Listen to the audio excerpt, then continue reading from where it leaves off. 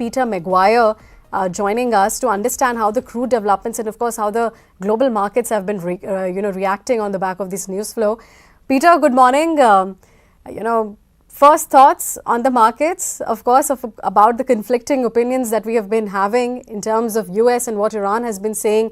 But we have seen that crude has been extremely volatile, once again below that $100 per barrel. So how do you read these conflicting statements which is coming in from the West Asia? Well, good morning, Lovisha. I think it's so interesting because price is really the determinant. That's the barometer. And as we've seen, you've got now WTI under $90 at $88.80, and we've got Brent sitting under 100 at $99.60. So first thing, price and volatility, metals have taken a run up, and it seems to be very much a downward trend at the moment. We're looking at mediation and talks tomorrow between the Trump administration and naturally US versus Iran. And let's see that 15-point plan, whether it's going to be adhered to, how it's going to be discussed, and it's very much live and dynamic as we look at it at the moment. Got it. But Peter, we are seeing a strong US dollar, elevated bond yields, even US 10-year bond yields was above that 4.4% mark, volatile crude prices. I mean, how are you interpreting this cross-asset setup which is going on? Well, US dollar index running at that 99.25 sort of handle, and it's above 99 at the moment. And as you correctly said, US bonds, as far as the 10-year and the 2 years at 386. So I'm expecting either bonds to take a little bit of a softness over, just depending upon what happens as far as this 15-point plan.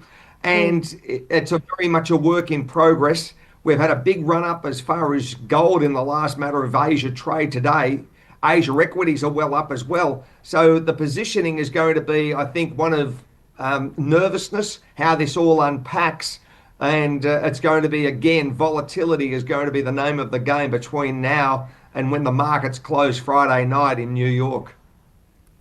That's right. It's been a headline-driven markets at this point of time. We have some, 15-day point plan. That's what he's been sending to, Iran. And then we have Iran denying all of these statements. I mean, how should investors position amidst all of this kind of uncertainty which is going on? Well, that's the name of the game as far as volatility, and that's the uncertainty with war. And of course, you've got war premiums built in, you've got news, you've got market sentiment. All of these factors create one thing, and that's big price moves. And that is just extraordinary what we've seen in the last matter of, a couple of weeks. It's just been all the way to $121 for crude. Now you're looking at that, as I mentioned, under 90 for WTI, under 100 for Brent. I think it's going to whipsaw, and traders have got to be very, very concise and don't get, I just think you've got to be very, very mindful because of big volatility swings. You can be taken out very, very quickly. That's right. All right, Peter, hold on. We have the markets just opening for us, and we'll just address the opening rates for India. We have Nifty, which is opening quite smartly today. Once again, Nifty extending gains to the second consecutive day, up by about 200 points and nearly 1% gains, which is coming in on an index level. Even Sensex is opened quite smartly. You can see about 600 to 650 points gain coming in for Sensex. Bank Nifty also doing well with about 700 points gain, and the broader end of the markets continue to remain resilient to the second day as well.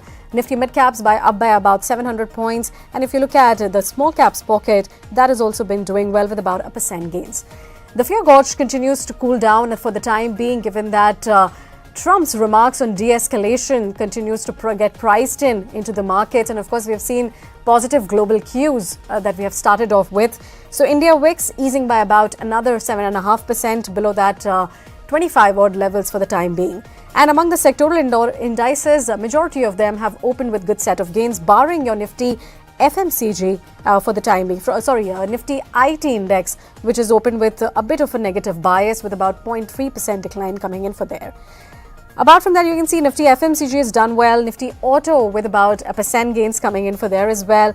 Nifty Realty has opened with 1% gains. Consumer durable stocks have been doing well. Metal stocks have also taken up quite well. So yes, all in all, you can see majority of the sectoral indices have been doing well. But IT index has been feeling the heat once again. You can see Nifty IT index down by about 0.3%. But yes, let's take a quick check of how the gainers and losers look like on the Nifty 50 for the time being. You can see among the top Nifty gainers, Shriram Finance doing well with about 3% gains.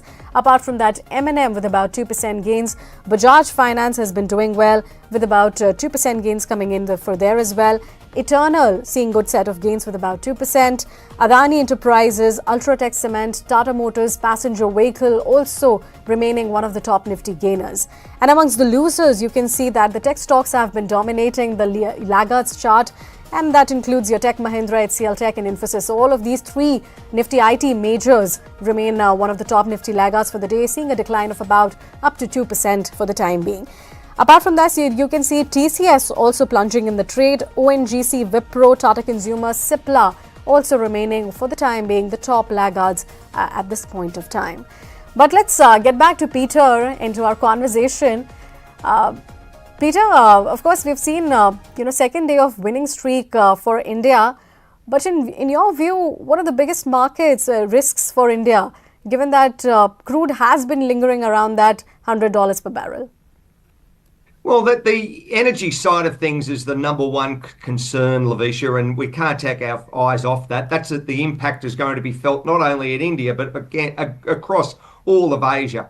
So we have to see, as far as shipping, whether this particular plan, this 15-point strategy, is going to be adhered to, and whether we're going to see a resumption as far as crude exports through the Strait of Hormuz and ferrying those oil tankers all the way through to India and, of course, to Asia. So there's the number one concern. And I think until we get some sort of green light on that, there's going to be continued volatility. We'll have days where they're up and days where you're down. So I think the focus very much at the moment is going to be very much centered on, one, an end of this conflict, and secondly, a resumption as far as trade, gas, and naturally all fuels going through the strait.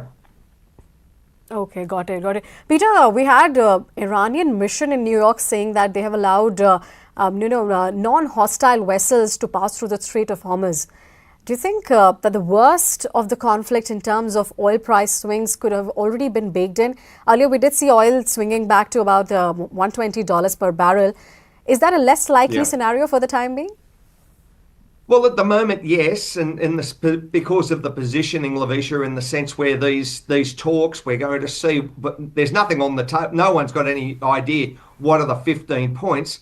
But this time tomorrow, or certainly during Thursday, we're going to hear as far as the success or failure of that, and that is very much determined upon. If it is successful, I'm expecting crude prices to trade lower from here, and if it's not, I'm expecting volatility to really kick in, and of course a return to upward trend as far as crude prices. So that's where we're sitting. It's very much a wait and see approach, and that's what trading's all about. You've got to be very conscious as far as the fundamentals, and of course what's happening from, I think, that geopolitical standpoint. Got it. Peter, specify us a range from where you see crude to be trading. Right now it's at about $99.5 per barrel. But what's the trading range that you're working with? Well, I think anywhere between 90 or 85 to about 120. I know it's broad, it's wide, but that's anything can happen. You can see a softness, Lovisha, get into the market, and we can trim $10 or $15 out in war premium within a matter of hours. Or it might be a trading session, or you can see things resume to the upside, and that's what the market doesn't want. The market or the consumer does not want a return to the volatility. It wants softer prices and everything to get back to the status quo as far as resumption of trade through the Strait of Hormuz. Okay, got it. But can we affirmatively, for the time being, rule out that 120 is like a less likely scenario for Brent to go back again? I would think. Yeah, I think it is. It's less likely, but I'm not saying, you've only got to look at from I think from a numbers perspective, what you would, the expectation, it can certainly get there, but I'm going to say that it's not that likely. But again, it all hinges on the success or failure of these talks between the two sides and how quickly things can, I think, move forward. But anything can happen when you're looking at, from a volatility perspective. That's right. That's right. Peter, what about gold? I mean, sharp correction despite the inflation Yeah. fears and the war geopolitical tensions which is going on. I mean, is this telling us Yeah. that the market is more worried about Fed's hawkish stance from here on? Well, I think a couple of things. First off, when we saw that the first weekend, as far as this conflict 3.5 weeks ago, gold was at about 5,250. Then on the Monday, it went to 5,400. It went down to about 42, 4,300. It's up 4% in Asia trade today. So I'm expecting the market to, well, have another rally to the upside as far as gold prices, put another 100 or 200 on. But again, that's very dependent upon Fed rate policy, what's happening as far as US dollar and bond yields, and of course nervousness across the economic situation globally. All of these factors have got to be, I think, inhaled and digested and really respected. What about for gold? Any specific range that you're working with? Well, I think around about that 43, 4,400 up to about 4,800. I want to see conviction. I want to see whether it breaks out of that 4,800 to the upside, Lovisha, whether it does that with a commanding presence or it does it, very, very weakly and with no strength at all. It just softly trends up there because the market has certainly been, I think, oversold. And it's, again, very, very dynamic. There's a lot of big moving parts associated with the gold and silver market. So one's got to be very conscious of them, and I think have your hands very much on the keypad and have your eyes on the screen because things happen extremely quickly. But as we speak, we've seen that on the MCX, gold has once again seen an uptick of about 3% itself. So yes, that's a positive cue which is coming in for the commodity markets. But Peter, in terms of valuations when it comes to India against the emerging markets, we have seen severe fall since the war escalated and so far this year also. But FPIs, they have been continuous net sellers for the 18th consecutive day. I mean, in terms of, are we still going to see that for the time being, given that the India's valuation against emerging markets are yet to cool off? Well, I think first off, we've just got to work through this war situation, and because there are, again, many moving parts to this, and its market sentiment is concerned. There is a lot of nervousness out there, so I'm feeling in margin calls, of course, traders have got to be conscious as far as the whole landscape. But if we see things turn into a better situation, not a worse situation, I'm expecting Asia equities to rally up and certainly Indian equities as well. So that's the short prognosis. But the other side, of course, is we've just got to see how all of this trades over the next, 3 to 4 trading days will give us a very good indication as far as market sentiment and as far as risk appetite. Okay, got it. All right, Peter, with that, we have to let you go. But thank you so much for your time and joining us. Thank you, Lovisha. Thank you. And of course, the markets have been doing well on the back of this. Sensex is up by about 800 points for the time being, a percent gains coming in for there. And Nifty has been well above that 23,200 odd levels. So yesterday we did briefly slip below that, briefly reclaimed that 23,000 levels. But today we can affirmatively say that we are above that 23,200 odd levels for the time being on the Nifty 50 index.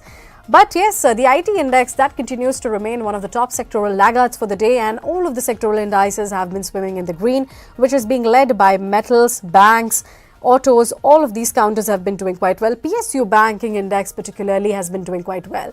If you look at Nifty PSU banks, that has been doing quite well with about 2% gains coming in for there. Even Nifty Realty, for that matter, soaring in the trade with about 3% gains for the time being. And from the broader end of the markets, even the mid caps and small caps, both of them have been showcasing good set of gains with about 2% at the time being. But before we move on to our next guest of the show, let's quickly toss in to the top brokerages and, of course, what the street has been picking out for this hour.